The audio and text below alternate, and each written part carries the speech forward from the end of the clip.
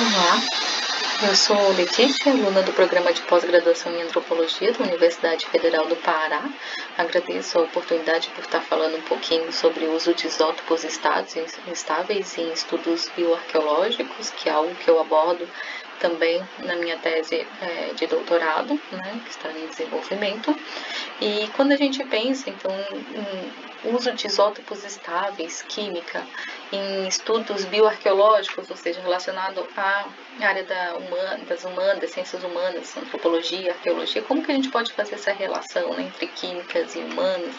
Isso nos faz pensar também em uma outra pergunta, nos leva a uma outra pergunta, nós somos o que comemos, nós somos o que bebemos, né? Acho que a gente pode responder essa pergunta de duas formas, que é os aspectos culturais da comida, né, o sabor, o cheiro, as misturas, misturas que podem ser feitas e aceitáveis dentro das formações culturais de cada sociedade, né, tabus alimentares, o que a gente pode ou não pode comer, né. Então, isso nos forma enquanto ser físico e social também, né? Mas também responder isso através dos aspectos químicos da comida, que é o alimento, tudo que nos forma enquanto ser vivo, os nossos átomos que formam os nossos músculos, nossos ossos, nosso corpo, enfim, por todo, são adquiridos através dos alimentos, né? Então, o que nos forma também é o que usamos para nos alimentar. Então, uma forma então de usar a química em estudos bioarqueológicos é com estudos de isótopos. E os isótopos são variações de um elemento químico, enquanto todos os isótopos de um dado elemento compartilham o mesmo número de prótons, cada isótopo difere dos outros em seus números de nêutrons. Alguns isótopos possuem estruturas imutáveis, que são chamados isótopos estáveis, ou seja, não alteram a massa durante sua existência. Massa é a soma de prótons e nêutrons. Outros, no entanto, mudam suas massas por emissão de energia ou partículas e são chamadas de radioativos, né? Um exemplo de isótopos radioativos é o carbono 14, utilizado na arqueologia desde a década de 1950 para fazer datação de sítios arqueológicos. E exemplos de isótopos estáveis usados em estudos bioarqueológicos desde a década de 70 aproximadamente é de carbono 13 e 12, nitrogênio e oxigênio e estronço utilizados então na paleodieta e de mobilidade, estudos de mobilidade de grupos humanos no passado. Aqui eu trouxe alguns exemplos para mostrar para vocês de estudos utilizando-se de isótopos estáveis para responder perguntas sobre diferentes temas dentro dos estudos de grupos humanos, como estudo da própria evolução humana, o uso de recursos florestais e savanas, do desenvolvimento das espécies, né? E alguns exemplos aqui, então, os neandertais topo de cadeia, alimentação essencialmente carnívora, ou principalmente carnívoro, né? A alimentação dos neandertais, ou uso de isótopos para entender sobre nichos ecológicos e dietas de hominídeos, mudanças em padrões dietéticas relacionadas ou não a mudanças ambientais, diferenças em dietas em diferentes partes do mundo, adaptação e uso de recursos florestais ou C3 ou C4 em evolução humana, e a gente vai falar um pouquinho mais sobre o que são esses C3 e C4 na dieta, e outros tipos de estudos utilizados que podem ser feitos utilizando os isótopos estáveis em estudos ambientais e de paleoambiente, como mudanças ambientais de diferentes épocas relacionadas ou não ao desenvolvimento evolutivo humano, mudanças de temperatura no mar para entender as relações entre grupos humanos no passado e o mar, né, formação de sítios arqueológicos próximos ao mar e exploração desses recursos. E outro tipo de análises feitas utilizando os isótopos estáveis é de responder perguntas sobre deslocamento de pessoas e grupos humanos no passado, utilizando os isótopos estáveis de estrôncio, Então, tanto para falar sobre deslocamento de grupos, entender um pouco de estratégia de deslocamento de grupos, como também de indivíduos e responder perguntas sobre episódios de violência dentro de em sítios arqueológicos, né? Então, se essas pessoas, se esses indivíduos que tiveram uma morte violenta, são indivíduos locais ou são de fora dessa região, então resultado de contato intergrupos interétnicos, né? E como na arqueologia brasileira, alguns exemplos de pesquisas também realizadas com isótopos estáveis para responder perguntas de grupos humanos no passado, por exemplo, procedência de grupos humanos escravizados, né? A mobilidade de grupos humanos no passado, sambaqueiros, né, de como eles se movimentavam no espaço, né, do local dos sítios arqueológicos. E outra, pensando também em estudos no Brasil, de isótopos, agora do Brasil, né, de isótopos estáveis relacionados à paleodieta, de grupos sambaqueiros também, mas também de grupos horticultores no sul do Brasil, né, do Planalto e do Oeste, se tem diferença na alimentação, enquanto se tem diferentes grupos entre diferentes grupos culturais, né? Mas por que a gente, levantando essa questão da dieta, né? Então, por que estudar dieta, que é um pouco agora entrando na minha área do meu doutorado? Por que é importante estudar a dieta de grupos humanos no passado, né? Para que isso? Porque a alimentação é um produto primordial na rotina diária da humanidade, o excesso ou falta pode causar doenças, né? Desempenha um papel importante na consolidação de uma cultura e perceber mudanças na dietas como fatores relacionados às mudanças sociais ou ambientais, construir uma história de populações passadas, né? Então isso eu acho que é dados no porquê estudar, porque é importante estudar a dieta desses grupos humanos. E as formas de estudo de dieta na arqueologia pode ser principalmente por três meios, né, de macrovestígios, quando se encontra no sítio arqueológico material faunístico que você pode utilizar para inferir um pouco sobre a dieta desses grupos humanos no passado. Microvestígios, quando você faz análise em busca de fitólitos e pólens, e microanálises, né? Análises químicas, quando a gente está utilizando esses isótopos estáveis, por exemplo, né? Como que a gente faz, então, esse estudo, né, essa mágica do estudo de isótopos estáveis em paleodieta? A gente está, quando vai analisar a paleodieta, a gente está usando principalmente, considerando o carbono e o nitrogênio para fazer o estudo de paleodieta, principalmente carbono e nitrogênio. Então, como que eles entram, carbono e nitrogênio, entram na cadeia, né? O carbono e o nitrogênio estão em abundância na atmosfera. E aí, as plantas, que é por onde começa a cadeia alimentar, né? Ela, através do processo de fotossíntese, ela fixa o carbono na sua composição. E tem principalmente duas formas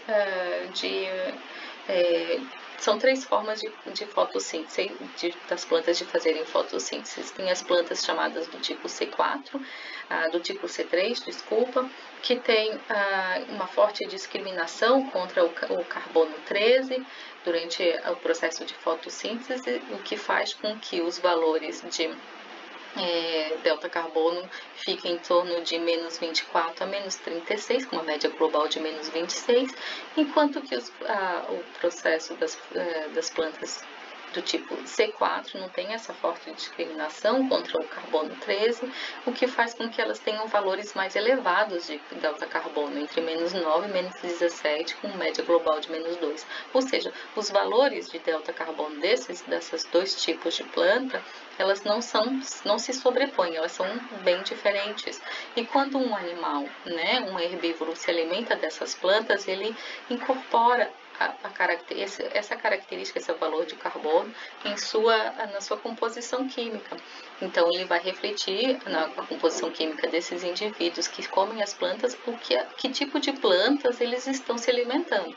Alguns exemplos de planta C4 que a gente tem aqui, que é o que a gente questiona bastante na arqueologia, em pesquisas arqueológicas, é o milho, por exemplo, a presença do milho na alimentação de grupos indígenas antigos aqui na América do Sul.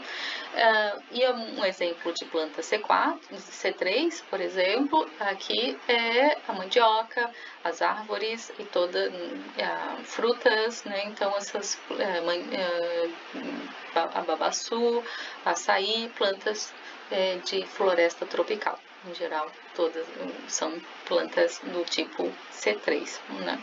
E aí, então, é assim que o carbono entra na cadeia. Já o nitrogênio também está presente no ar, né? E ele adentra no sistema, na cadeia, através das plantas também, com as plantas fixadoras de oxigênio, pelas raízes, e o valor do nitrogênio das plantas vai ser muito próximo ao valor do ambiente, né? Então, ele vai ter um valor muito próximo a zero. E o valor dele será muito próximo ao ambiente. E aí, então, os animais que se alimentam dessas plantas, né, das plantas, ele vai ter um nível trófico, ou seja, ele vai variar um pouco a quantidade, o valor de nitrogênio dele por conta do nível trófico. E ele vai ter um ganho entre 2 e 5 por mil, né, nesse valor do nitrogênio do corpo dele. Os animais então carnívoros que se alimentam desses herbívoros também vão ter um ganho trófico com relação à sua alimentação, ou seja, ele vai ter um valor mais alto de nitrogênio. Aí com esses valores de nitrogênio a gente consegue perceber em que nível trófico os animais, esses indivíduos, né, estão dentro dessa cadeia. Então, tanto para uma cadeia terrestre quanto para uma cadeia aquática. A diferença é que na cadeia aquática, em geral, é muito mais longa. Então, animais topo de cadeia podem apresentar valores de nitrogênio muito elevados, né? Por conta de serem topo de cadeia. Então, esse rapidamente, é como o carbono e o nitrogênio entram no sistema, na cadeia alimentar, né? Então, e como isso vai influenciar nos valores dos animais que se alimentam de determinados tipos de alimento, né? Então, como eu falei, uma questão que é colocada bastante na arqueologia, no estudo de populações antigas, é a presença ou não e como esse milho, se ele está presente na alimentação desses grupos antigos. Mas por que o milho? Ele foi domesticado em torno de 8.700 anos atrás, no México, e logo em seguida, pouco tempo depois, 6.500 anos atrás, ele já foi identificado no sul do Amazonas. Em 4.000 anos ele já está no sul da Amazônia, desculpa. Em 4.000 anos ele está na foz do rio Amazonas. Em 3.700 ele está lá no Uruguai. Então ele teve uma dispersão muito rápida em toda a América do Sul desse milho, né? E a questão dele é de que o estudo, a procura, né, de quanto esse milho estava presente na alimentação desses grupos humanos tentando buscar respostas sobre florestas modificadas, intencionalmente modificadas por grupos humanos, a complexidade de grupos humanos, né, complexidade social desses grupos humanos no passado, né, visto que o milho é tido como uma das tipos de alimentações que em larga escala poderia ser capaz de sustentar grandes populações, né? Então, como está esse milho dentro dessas populações, na alimentação dessas populações, visto que ele se espalha muito rapidamente pela América do Sul inteira, né? Então, aqui aí a gente vai abordar um pouco mais sobre essa alimentação desse milho na região da floresta amazônica, né, que é a da região de floresta tropical, que é onde eu entraria um pouco a minha pesquisa de doutorado. E aí uma primeira pesquisa realizada com isótopos estáveis na região da floresta amazônica foi realizada na Venezuela, na bacia do rio Orinoco, onde lá eles conseguiram identificar, por conta da quantidade do valor de carbono, né, dos indivíduos amostrados, que uma população mais antiga apresentava então valores mais negativos, não tinha consumo de milho. E aí então, em torno de próximo do ano 400 depois de Cristo, a população que é analisada lá, humana analisada lá, tem um valor de carbono bastante diferente dessa população mais antiga, ou seja, teve uma incorporação muito grande do milho na dieta dessa população, e então, junto nesse período, pôde-se ver um aumento significativo na quantidade de sítios arqueológicos e densidade populacional, então, que poderia ter sido em consequência de uma estabilidade maior, né, com o uso mais intenso do milho, do plantio do milho, né? Então, já outra pesquisa realizada também na região da Amazônia, mas na região aqui da bacia do rio Cayali, no Peru, novamente com dois grupos, um mais antigo e um mais recente, e eles conseguem identificar mudanças no padrão dietético desses dois grupos, né, ao passar do tempo, onde há uma incorporação maior do milho na dieta desses grupos. Novamente, consegue perceber o momento em que o milho está começando a ser um alimento forte e presente, né, na dieta, na cultura e dieta desses grupos, uma mudança na dieta desses grupos. Quando a gente, no entanto, desce o rio Amazonas, vamos lá para a foz do rio Amazonas, estudar populações da ilha do Marajó e da região de Maracá, né, que também aí ficam de sítios localizados no estado do Amapá, a gente já vê que os valores de carbono não são tão grandes, né? Eles são mais negativos, ou seja, são diferentes, né? Como a gente pode ver aqui, Marajó e Maracá, mas mesmo ainda numa dieta mista, né? Onde o milho ainda não é base alimentar dessas populações, ele não está muito presente, ele não está fortemente presente na alimentação desses grupos.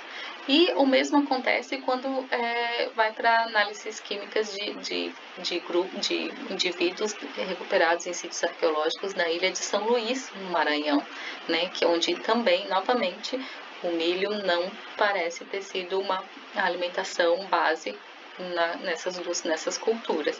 Quando a gente coloca então aqui em gráfico de dispersão de todos de diferentes sítios arqueológicos, diferentes culturas, a gente consegue ver por agrupamentos como que esses indivíduos possuem dentro da bacia amazônica, dentro da região amazônica, todos eles grupos horticultores, né, agricultores, mas como que eles possuem dietas diferentes, né, apesar de todos eles serem agricultores, estão cultivando produtos diferentes. Então a gente vê uma população lá do Maracá com valores mais negativos, né, e valores completamente diferentes da população, por exemplo, do rio aqui, lá do rio Cayali, que é no rio lá do Peru. E aí quando a gente coloca aqui um outro exemplo aqui, que são os grupos maias, né, que a gente sabidamente do alto consumo de milho, e que estão então a diferença do menor consumo de milho para um maior consumo de milho. Aqui a gente fala milho, né, novamente, como eu falei, por ser uma planta do tipo C4 e conhecidamente alvo de bastante estudos na região amazônica, né? Então, de quanto isso para alimentação dentro de uma região muito grande, uma floresta amazônica bastante diversa do contexto ambiental e cultural. E aí, mas todos esses grupos partem do mesmo sistema, que é agricultores. Mas a gente consegue ver o quão rica também é os tipos de alimentação desses grupos humanos no passado, apesar de todos eles terem sido grupos horticultores, né? Então a gente só vê uma diversidade cultural bastante grande e uma exploração bastante grande do ambiente, de recursos naturais, de quão diverso e rico e a floresta amazônica era e é, né, em diferentes tipos que oportuniza diferentes tipos de alimentação e capaz de sustentar grandes sítios arqueológicos, grandes populações no passado.